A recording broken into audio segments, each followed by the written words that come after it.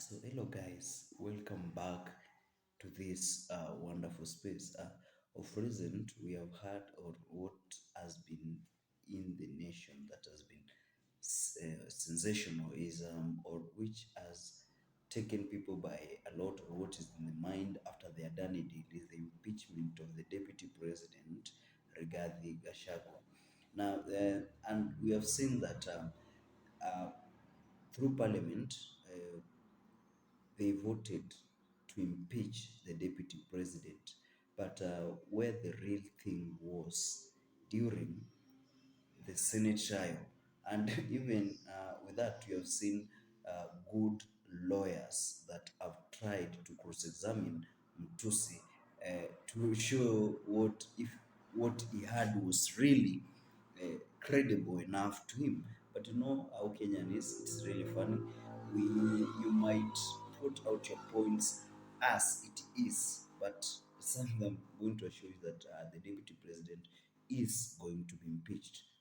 Although even they make a reasonable cross-examination and also try to see the loopholes in what uh, the, the accuser was trying to put across. But far from that, then the next big question is, who is going to replace Honorable Rigathi Gachagua once that seat is declared vacant? Remember, with this, we have had some people eyeing for the seats, or we have had some opinion polls, or some suggestions of people saying who is going to likely replace um, Honorable Rigathi Gachagua. And mostly people are saying that if Rigathi is going to be eliminated, now they have to choose from the mountain, where possible names like Kithure Kindiki, we have had Kangara, and among others who have been suggested. But basing on the statement he made earlier on this year, when he said that considering the next time when they go for election, it will make constitutional changes where if a man stands, a male candidate stands as a president, then the female must be the deputy. And if a female a female candidate comes for presidency, then they're going to have a male as the deputy. So with this in mind, some possible names have also been brought forward, like Anne Waiguru.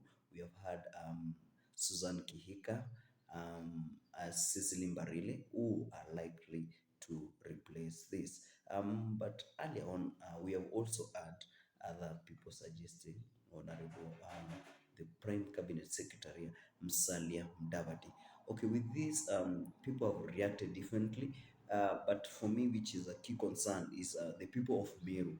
Their Meru community have come out in large numbers to support Kindiki, and they also put a very big support team for voting the against for voting for the impeachment of the deputy president, so that their very own Honorable Kithure Kindiki, can take up that position. Now the question is, are they not afraid of the consequences if Kindiki is going to be chosen? Are they not afraid of the consequences? Because you know, if we speak of the mountain is the larger Kikuyu community, whereby they have most or majority of the counties like Kiambu, Kirinyaga, Murang'a, Nyeri, Laikipia, Nyandarua, all that. And we have the minor Mount Kenya members who are the Ameru from the Tharaka Nithi County and the Meru community. Then we have the Embu from Embu County. Now the question comes, and you have seen from many videos, or from what I've spoken, that from back in the days, that if this community as a whole, they are going to suggest someone to lead them or to take them to the presidency or a higher position in the government, then it has to be from the larger Kikuyu community. If they don't get the majority vote, they don't vote in. We actually saw what happened with the Kithure Kindiki. Despite Honorable Kithure Kindiki being chosen or being the most preferred candidate, rather than Gachagua, the president chose Kindiki. Why? because he saw that Mother Karua, maybe, or the other coalition was going to definitely win, and that the larger Kikuyu community could not choose a smaller member of their community to a larger position. Then take, for instance, we've looked from then they take a higher position and they take most ministerial positions. And these other sections are just given some sections or some small ministerial position to satisfy or to quench the certification or to calm them down. But why the male community is so supportive? Number one is because I think is that because they want that, let this time round be a time that they get the highest possible position in the larger Mount Kenya community. And secondly, is because they have nothing to lose. Because remember, uh, from the previous election, from the Kibaki's time, come to Uhuru's time, come to Ruto's time, the, the, the margin which they lost they won against their competitor is a small margin. Let's take for instance, you remember the 208 with Kibaki, when there was a lot of chaos when they say that it is Kibaki was won, but they insisted that it was Raila. And who gave out this victory? It is the Tharaka Nithi County that they say that it is that section had not brought in their vote, and that made Honorable Mwai Kibaki, the former president for Kenya, to win that election. Secondly, let's take a second example in the 2022 general election.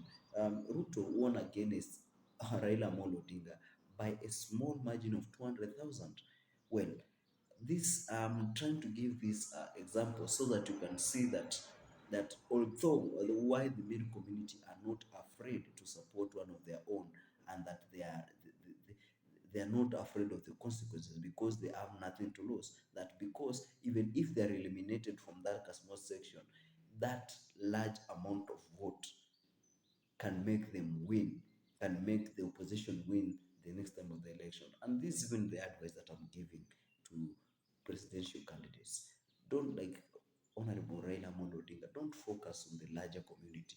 Just focus on the Embu and the Meru community, because they are the minor and they are somehow neglected or isolated because they are just a small section, so they cannot get the possible high selection. If they are promised or given a good number of votes, or they are given a good position of a promise which is going to be fulfilled, then someone can win that of Mount Kenya. Because if we see the people from the Meru community, the votes that came from there, if those votes are taken only from the Ameru community, that is Tharaka Nithi County and the Meru community, if Raila could have just focused on that small section and just left out the larger Mount Kenya community, he could have won. So the Meru community are supporting one of their own. Thank you.